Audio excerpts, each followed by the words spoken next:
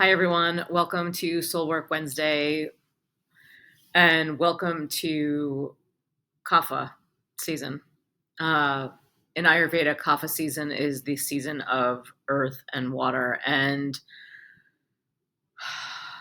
I've talked about this more than one time about how when water saturates the earth, there's this density, there's this grounding, there's this heaviness. And so what's happening is we are living in the saturation of the ground, right? We are living in this space. We're literally at like midwinter. We're at that space between winter solstice and spring equinox. And this is the moment of transition. This is the moment we transition into what is known as the season of earth and water. And this is the time where we start to feel the effect of all the water that has fallen into the earth over the past few months from winter. Some of us it's rain.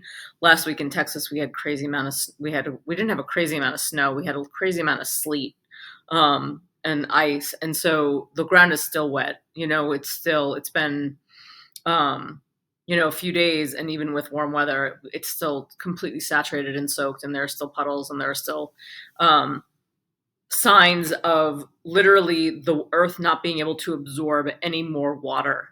And so that's where we're at. We're in this space where things get super heavy.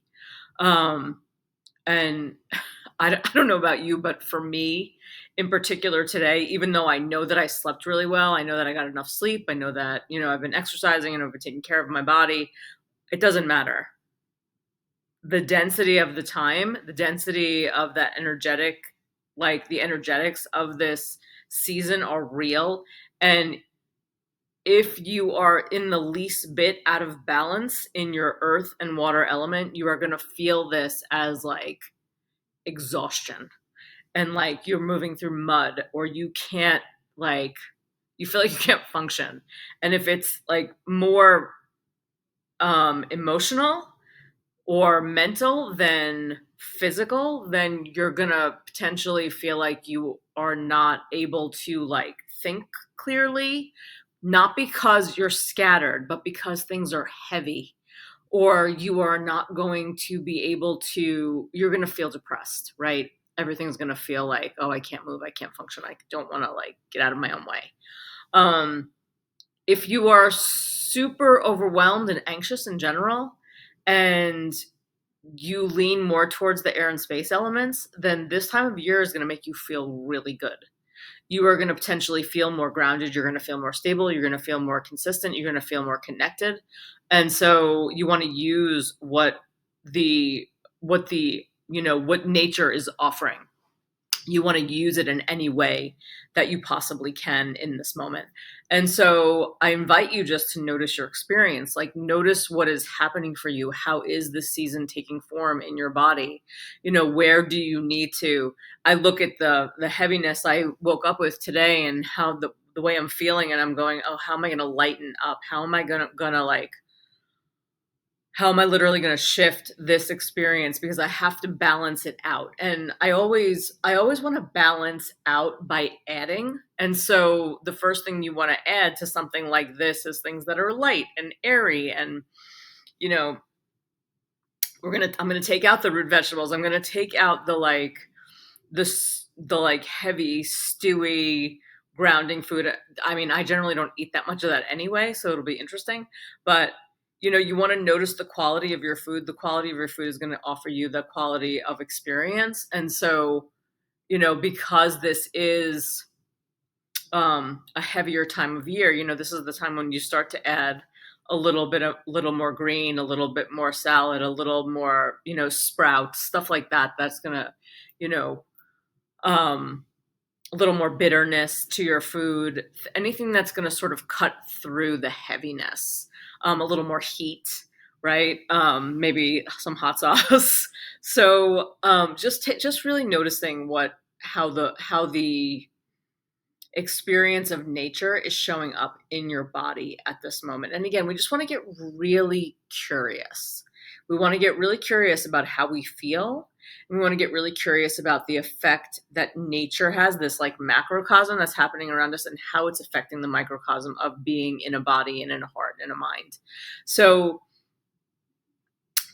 in this space, and if you're not feeling heavy, that's great. That means your kapha is potentially totally in balance. Mine is obviously out of balance a little bit. Um, and there are a few different ways to look at this, but again, just notice. I just want you to notice the effect. But we are, we are a bit into February. We're a week pretty much into February now, and this feels like the beginning of the year. And I know I said that last time too, but there's been so much sort of like, there really was a huge pause at the beginning of the year, and sort of now we're like getting into it, and maybe now we're feeling a little more aware of how we want to show up for ourselves and how we want to define the terms of our experience. And what I mean by that is like, how are we going to place ourselves? How are we going to place our heart, our attention, our awareness? How are we going to connect to ourselves and do that from a place of true authenticity, showing up as we are, as who we are fully, and really connected to that resonance and that presence. And so, as you invite yourself into your meditation today, I want you to invite yourself into your own heart, because we are in the love month, right? February is the love month, and we want to really, and really every month is, so it's just that there happens to be a holiday that's surrounded by it, and it's a very commercial holiday that really sort of messes with everybody. So I won't even talk about that, because that's a whole nother conversation. But what I do want to turn the lens towards is this conversation of, how do we really embrace ourselves in this relationship of love? How do we connect to ourselves? How do we show up for ourselves? How do we honor our own presence and our own heart and our own authentic being? Because we can look outside of ourselves in a million ways to, and hope that we will find the love that we want, or we can hope that we'll be loved the way we want to be loved. But we have to do it for ourselves first. And it's really the only way, because it is really the level of how much you can hold yourself in high regard, and how much you can truly love yourself, that you can then even love someone else. And so when we look outside of ourselves to receive that kind of love, there's like a sense of codependency there. Like, oh, I need you to love me so that I feel worthy, so that I feel adored, so that I feel cared for, so that I feel seen and taken care of. And so the question in that feeling is, how am I not doing that for myself? And we hate this question, or at least I do, because as much as I, as much as I have pulled this apart in my life, I still don't like the fact that I was sold this idea that someone was coming to like save the day, and that's not real. And so, and it's not that people that are like loving in your life are not going to make your day better. Yes, that's for sure true, and can be absolutely true. And no one is coming to save you. We have to save ourselves. We have to show up for ourselves in the way that we want to be shown up for. And this, again, we don't like this, because we weren't taught this. We weren't taught to be autonomous. We weren't taught to have full agency over ourselves. We live in a codependent society. Society has literally been teaching us like, oh yeah, this is what you do. This is how you move forward in life. These are the structures. These are the standards. This is how we do this. And it's like, wait, hold on.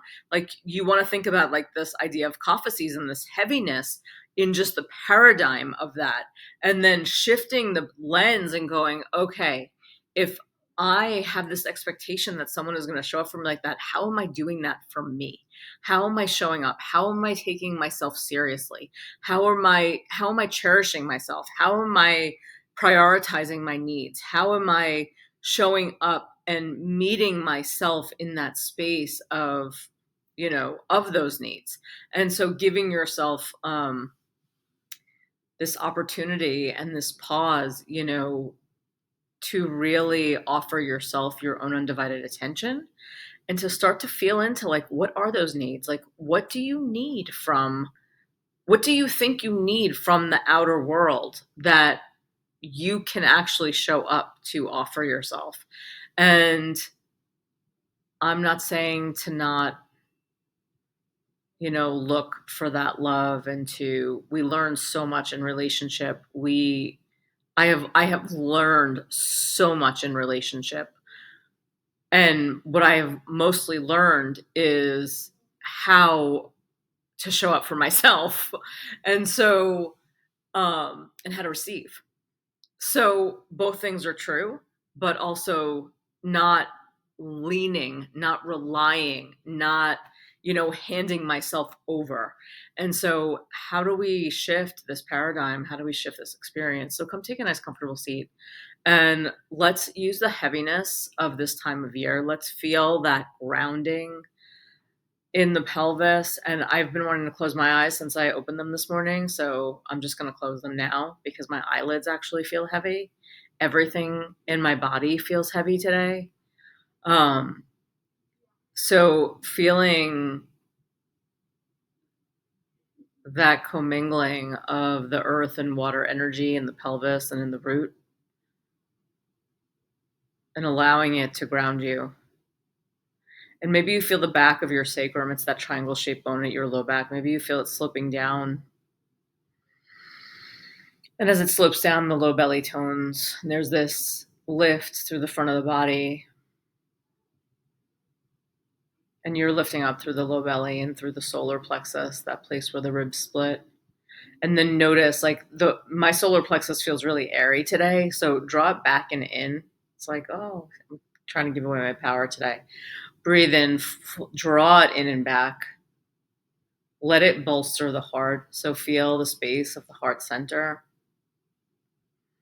the front and the back of the heart center, and then move up into the throat.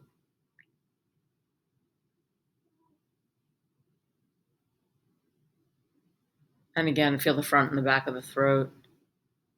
And then up into the third eye, the space of discernment.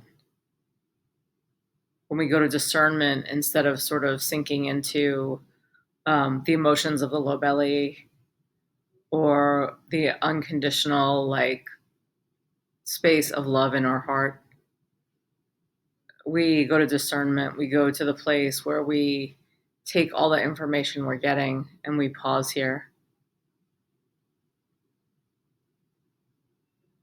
This is where we can hold the fullness of the information we have received, that we are receiving. This is where we almost distill it down. What do we need to need? What do we need to see? Through the lens of discernment, what needs to be revealed? And how can we show up for it? How can we show up to receive it? And then lifting up through the crown of the head, feeling that vacuous space at the crown so that we feel open to the vault of the sky. We feel open to resource.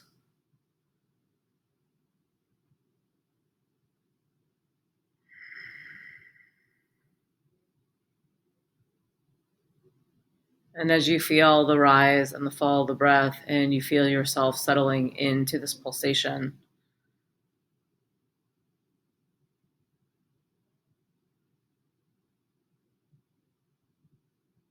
notice if you feel light, like you want to sort of like get up and go, or if you feel that dense heaviness that I was talking about. And can you feel either way, which way you feel, can you use that density in the pelvis to root you, but then can you also create an openness through the crown so that you feel light and you feel mobile and spacious?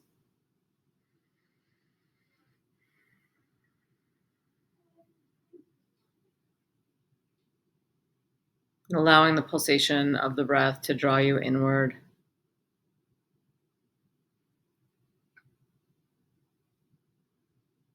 into the center of your heart, into the space that holds both our ability to give and receive love, our ability to unconditionally love ourselves, and also the trauma that kind of is just part of the reality of being alive and having a heart.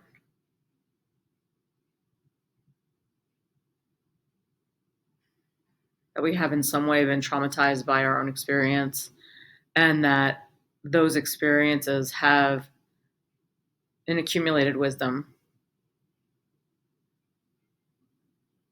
And some of that wisdom is really supportive and nourishing, and some of that wisdom, is it's an obstacle. It holds us back.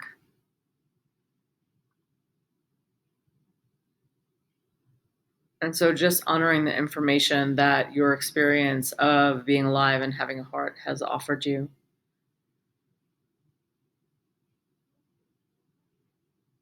And as you settle into the ebb and the flow of the breath, and you settle into this wave,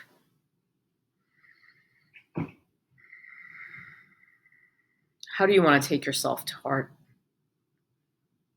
How do you want to hold this space for yourself and really hold yourself in such high regard that you're unwilling to kind of falter here? That you're not just going to bypass your needs and you're not just going to figure out a way to make it okay, but you're really going to show up.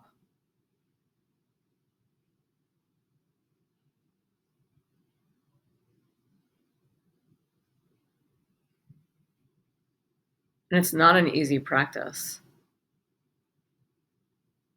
When you really open up and you feel yourself, and then you go, okay, what do I need here? And then the first thing that comes in is, well, I need, company, or I need someone to show up to show me the way, or I need, what happens when you show up and you say, okay, here I am? And again, we do need people. It's not that I'm saying we don't. I am not saying that at all. I'm just saying the codependency gets in our way, and we're wired that way.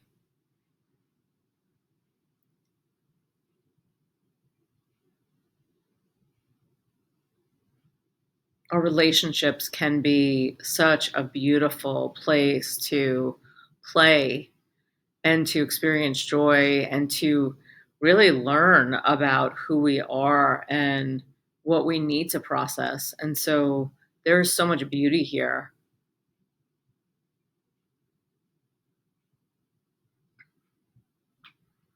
And in relationship, we get reflection. So we do get ourselves back.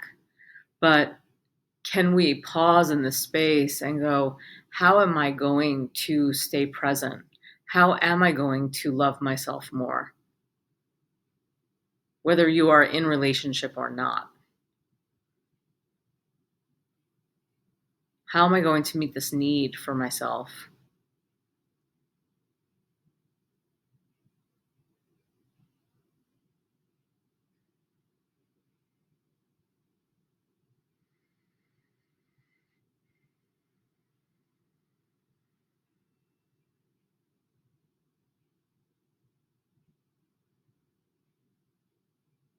As you settle into the pulsation of the breath, allow yourself to soften.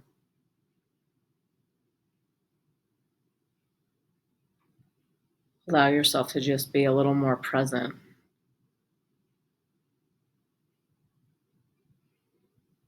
It is no easy task. This idea of self-love requires so much unpacking.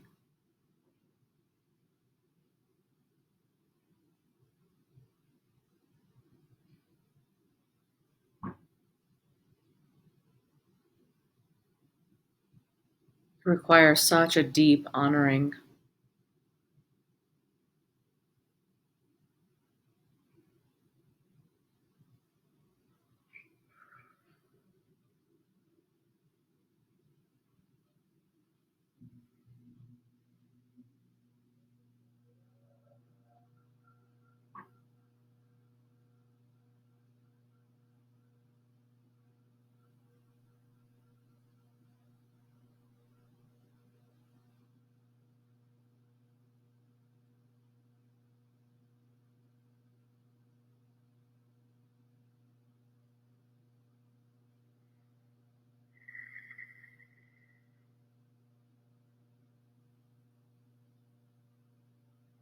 If we hold the space of our own hearts,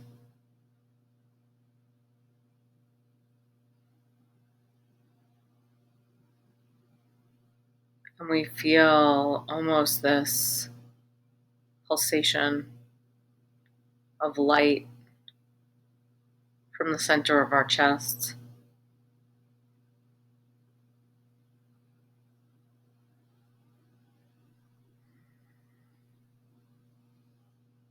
Can you wrap yourself up in that warmth,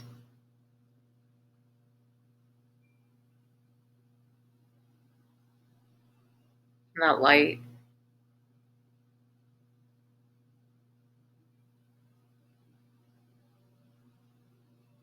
Expanding it to the skin,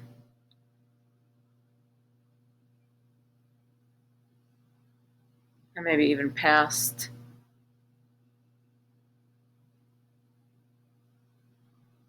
So we feel the expansion of our own presence and our own heart as if it were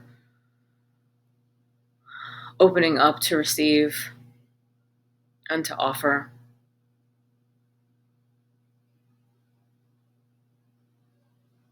You can let some of this heat burn off that heaviness, some of that light.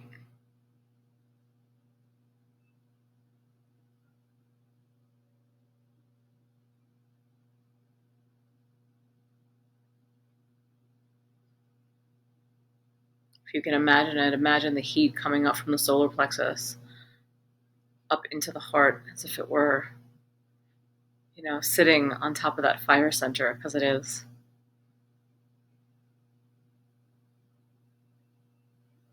Opening up the channels, creating the space, burning off the fog, so that we can really hold the space of our own heart and be present to this resource we hold. Draw your hands into prayer in front of your heart, Anjali Mudra, sealing any intentions, honoring how you are going to choose to hold yourself in such high regard. And gently bow your head to your heart and to your body, to your mind, to this resource you hold. Namaste.